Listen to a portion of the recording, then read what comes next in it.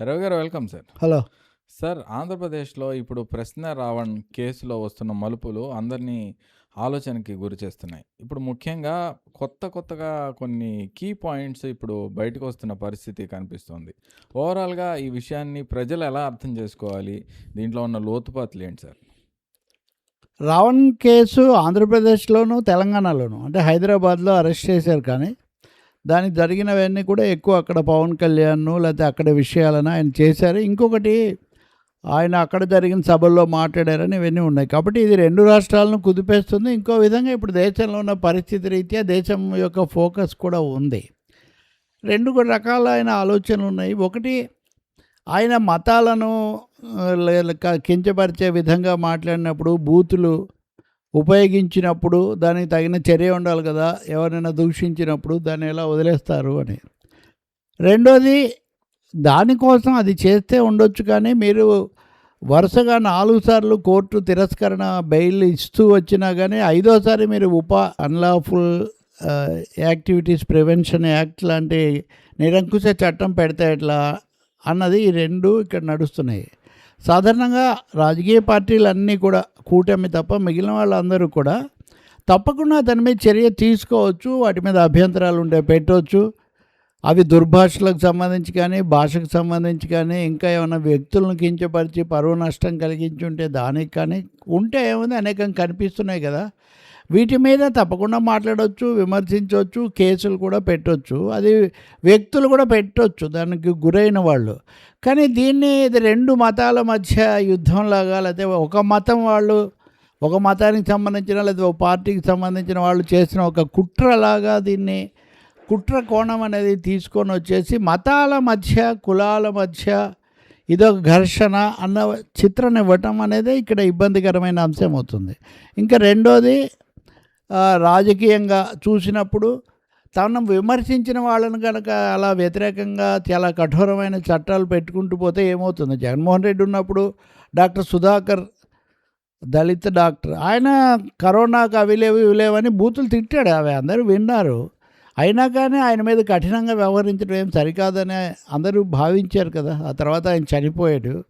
ఆయనకు సానుభూతి చూపించారు. కాబట్టి ఎప్పుడైనా సరే ప్రజాస్వామిక సమాజంలో అవసరాన్ని మించి పెట్టడము, రెండవది విచారణ అవసరం లేని, బెయిల్ ఎప్పటికీ రాని కేసులు పెట్టడము. దేశంలో 1400 మందిని ఉపా కింద నిర్బంధిస్తే వాళ్ళలో చాలామంది బయటికే రావట్లేదు. సుప్రీంకోర్టు కూడా చెప్పిన సందర్భాలు ఉన్నాయి. కాబట్టి ఇక్కడ ఖచ్చితంగా ఏ ఒక్కరూ రావణ్ భలే మాట్లాడాడని ఎవరు సమర్థించలేదు.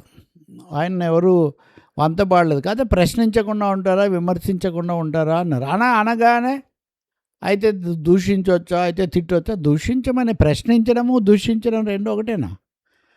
కానీ ప్రశ్నించడం అన్న దాని మీద కూడా దాడి చేయటము, విమర్శించిన ప్రతి వాళ్ళు మనకు వ్యతిరేకులే. రెండవది, వీళ్ళకి ఇంకెవరో నిధులు ఇస్తున్నారని భావించటం. ఇది రావణ్తో ఆగలేదు కదా. రావణ్ నుంచి ప్రకాష్ రాజ్కి వెళ్ళింది. అంతకుముందు కొంతమంది జర్నలిస్టుల మీద వచ్చింది.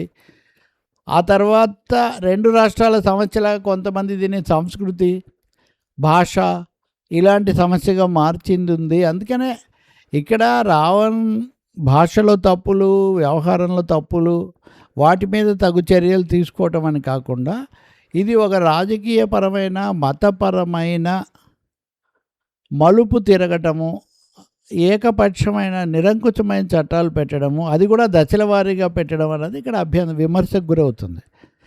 ఈ విషయం ఐపీఎస్ ఆఫీసర్ ఏబి వెంకటేశ్వరరావు చక్కగా చెప్పారు. తిడితే తిట్టండి, విమర్శిస్తే మీరు కూడా విమర్శించండి, కాదంటే దానికి ఉన్న సెక్షన్స్ ప్రకారం చట్టం పెట్టండి. ఆ మాత్రం ఓపిక లేకుండా కఠినమైన చట్టాలు పెడితే ఇంక బయటికి రాలేడు అనే పద్ధతి తీసుకోకూడదు. నేను ఎవరి మీద పరువు నష్టం కేసు పెట్టే 3 ఏళ్ల నుంచి తిరుగుతున్నాను అన్నాడు ఆయన.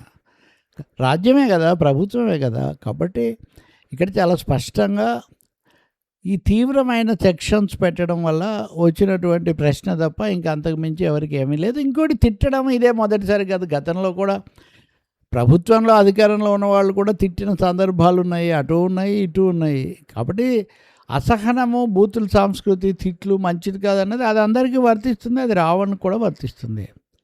బూతుల నుంచి బూచిలాగా మారిన తీరే ఇక్కడ సమస్య. ఇప్పుడు 3వ దశలో ప్రమోద్ ఆయన దగ్గర చాలా అసభ్యమైన వీడియోలు ఉన్నాయి, అమ్మాయిలు ఇట్లాంటివన్నీ చెప్తున్నారు. అంటే మొదట తిట్లు అన్నారు, తర్వాత కుట్ర అన్నారు, ఇప్పుడు మళ్ళీ అన్నారు. అన్నిటికీ చర్యలు తీసుకోండి. లీకులు ఎందుకు? ఉమ్, ఈ రాజకీయ ప్రచారాలు ఎందుకు? ఇది మొదటి భాగం. ఇంకా రెండోది, దీని ఆధారంగా ఆయన మతం ఏంటి, కులం ఏంటి అనే వాటిని అదే పనిగా పెంచుకుంటూ పోవటం తెలుగు రాష్ట్రాల వాతావరణంలో పొచికేటటువంటి అంశం కాదు. మూడవది, పవన్ కళ్యాణ్ దూషించారు కాబట్టి ఇది జనసేన కార్యక్రమంలాగా వాళ్ళు తీసుకోవటం, జనసేన ముందుకు రావడం ఎక్కువగా, వాళ్ళు ఎక్కడికెక్కడ దీని మీద విరుచుకుపడటం, దాని మీద బీజేపీ ఆలస్యంగా రంగంలోకి రావటం. ఇక నిన్న మంత్రులందరూ కూడా మాట్లాడారు.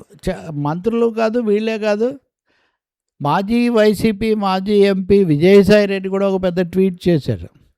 ఇక ఇవన్నీ అయిన తర్వాత వైసీపీ వాళ్ళు కూడా రంగంలోకి వచ్చి రావణ్ మాకేం సంబంధం లేదు, ఇదివరకు ఆయన చంద్రబాబును పవన్ కళ్యాణ్ను సమర్థించారు అని వాళ్ళు కూడా చెప్తున్నారు. అంటే ఇక్కడ ఏంటి, ఒకటి ఇదంతా జరగడానికి వెనుక ఒక శక్తి, ఉమ్, ఒక రాజకీయ శక్తి ఏదో పని చేస్తున్నట్టుగా కనిపిస్తుంది. దీనివల్ల జరిగిన అతిపెద్ద ప్రభావం ఏంటంటే రాష్ట్రంలో రాజకీయ సమస్యలను వెనక్కుపోయి గత 10 వారం నుంచి ఇవే విషయాలు చర్చిస్తున్నారు. ఉమ్, కాబట్టి ఇక్కడ ఒకటి ప్రజాస్వామిక హక్కులు, రెండవది మత కులపరమైనటువంటి వివాదాలు పెరగటము, మూడవది అసలైన సమస్యలు రైతులకు సంబంధించినవి ఇట్లాంటివి వెనక్కుపోవటము, ఇవి ఇక్కడ నష్టాలు. ఈ కారణం వల్లనే దీని గురించి ద్వంద్వ నీతి ఉండకూడదనే ఒక అంశము, వీటన్నిటి వల్ల ఇది జరుగుతుంది. దీనికి పరాకాష్ఠగా ఇంకా చాలా చెప్పొచ్చు. తాజాగా ముఖ్యమంత్రి చంద్రబాబు నాయుడు కూడా ఏదో సభలో మాట్లాడుతూ తీవ్రంగా ఇట్లాంటివి సహించేది లేదు అని అప్పుడు రామతీర్థంలో, అంతర్వేదిలో, తిరుపతిలో జరిగినవన్నీ ప్రస్తావిస్తున్నారు. అవన్నీ అయిపోయి ప్రజలు తీర్పులు ఇచ్చారు, కొత్త ప్రభుత్వాలు ఏర్పడ్డాయి కదా. ఎన్ని రోజులు మనం అవే చెప్పుకుని ఉంటాం. ఉమ్, కానీ నిజం చెప్పాలంటే అప్పుడెప్పుడు రానంత ఉద్రిక్తత, వివాదం ఇప్పుడు నడిచింది. ఉమ్, అదే కదా. ఎందుకు అంటే రాజకీయం ఎక్కువగా నడుస్తుంది కాబట్టి. అందువల్ల మీరు ప్రభుత్వ పరంగా చర్య ముందే తీసుకొని ఉండొచ్చు కదా. ఆయన ఏడాది నుంచి ఇవన్నీ చేస్తున్నాడు, ఇంకా చెప్పాలంటే ఇంకా ముందు నుంచి చేస్తున్నాడు. మరి అప్పుడంతా ఎందుకు చేయలేదు? కాబట్టి పోలీసులు లేదా నిఘా విభాగం వాళ్ళ వైఫల్యం కూడా ఏంటో అది కూడా తెలుసుకోవాలి కదా. ఇంకా అతని కంటే గండు ఆచంట మల్లన్నని విజయసాయి రెడ్డి గారు, ఆయన ఇప్పుడు రాజకీయంగా ఎటున్నారో తెలియదు కానీ బీజేపీకి సన్నిహితంగా ఉండాలనే ఆకాంక్ష ఆయన చాలాసార్లు వెలిబుచ్చారు. ఆయన అయితే కనుక అసలు ఇలాంటి వాళ్ళని ఉరి తీసేయాలి, ఉరి తీసేయమంటున్నాడు. ఇంకా ఆయన ఉమ్, ఉపానే కఠినం అంటుంటే ఉపాత కాదు ఉరి దాకా వెళ్ళాలంటున్నాడు. ఉమ్, దేవాదాయ శాఖ మంత్రి ఆనం రామనారాయణ రెడ్డి గారు మామూలుగా ఈ రోజువారీ దాంట్లో ఆయన ఎక్కువ మాట్లాడరు. ఆలయాలకు సంబంధించి వచ్చిన కొన్ని వివాదాలు వాటిని ప్రస్తావించడమే కాకుండా అసలు రావణ్ మీద కాదు జగన్మోహన్ రెడ్డి మీద దేశద్రోహం కేసు పెట్టాలి, ఇలాంటి వాళ్ళని సమర్థిస్తారని ఆయన విరుచుకుపడుతున్నాడు. కాబట్టి ఈ కేసు చుట్టూ ఇంత కథ ఉంది. దీనికి ఇప్పుడు ఫండింగ్, దీనికి క్రైస్తవ ఫండింగు, దీనికి తాడేపల్లి ఫండింగు, ఇలాంటి ఆరోపణలు ఉంటే విడిగా మీరు విచారించండి, ఎవరు కాదన్నారు. వాళ్ళు పెట్టిన రిమాండ్ రిపోర్ట్లో మటుకు ఏముందంటే ఎట్ టు బీ ఫౌండ్, ఇంకా తెలుసుకోవాలన్న వాళ్ళే కుట్ర అయితే ఉన్నట్టుగా ఉందని సాధారణంగా అంటున్నారు. మరి అటువంటిప్పుడు బయట ఇంత వివాదం, ఉద్రిక్తం పెరగడం ఎందుకు? ఇది కేవలం రావణ్ మీద చర్య ఒకటే కాదు కదా, ఆయా వర్గాలు, రాష్ట్రాలు ఇవన్నీ కూడా వస్తాయి కదా. తాజాగా ఆయన ఖాతాలన్నీ స్తంభింపజేసామంటున్నారు.